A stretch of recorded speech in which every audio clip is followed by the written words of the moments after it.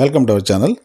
ఆంధ్రప్రదేశ్లో నిరుద్యోగ యువతకు ప్రత్యామ్నాయ ఉపాధి కల్పించే కార్యక్రమంలో భాగంగా ఆంధ్రప్రదేశ్ ప్రభుత్వం ఒక కొత్త విధానాన్ని ప్రారంభించింది. బెనిఫిషరీ మేనేజ్మెంట్ స్కీమ్ కింద వర్క్ ఫ్రమ్ హోమ్ జాబ్స్ని కేటాయించాలని నిర్ణయించింది.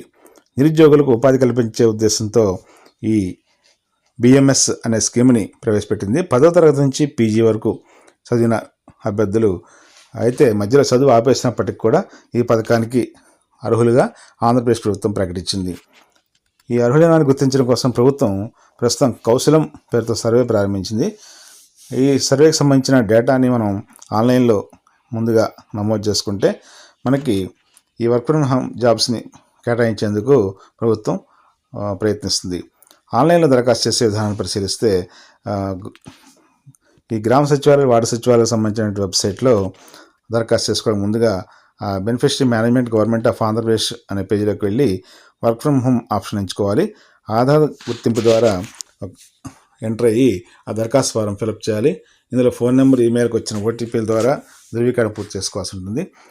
64,000 మందికి ఈ వర్క్ ఫ్రమ్ హోమ్ ద్వారా ఉపాధి కల్పించాలనేది ప్రభుత్వ ఉద్దేశం.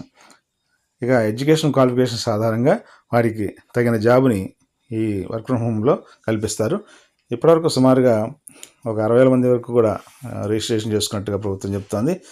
కంప్యూటర్, మొబైల్ వంటి ఈ యొక్క ఎలక్ట్రానిక్ డివైస్ ద్వారా వీటిని మనం ఆన్లైన్లో అప్లై చేసుకోవచ్చు.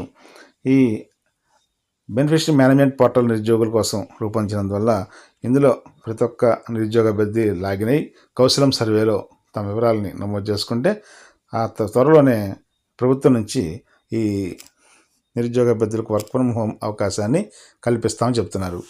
అయితే ఈ క్వాలిఫికేషన్స్, అలాగే క్యాస్ట్, ఆధార్ కార్డు, ఈ డీటెయిల్స్ అన్నింటినీ కూడా జాగ్రత్తగా ఉన్న డాక్యుమెంట్లో ఉన్నటువంటి డీటెయిల్స్ మాత్రమే ఎంటర్ చేసి ఆ యొక్క అప్లికేషన్ని ఎటువంటి మిస్టేక్స్ లేకుండా సబ్మిట్ చేయాలని సూచిస్తున్నారు. Thank you very much.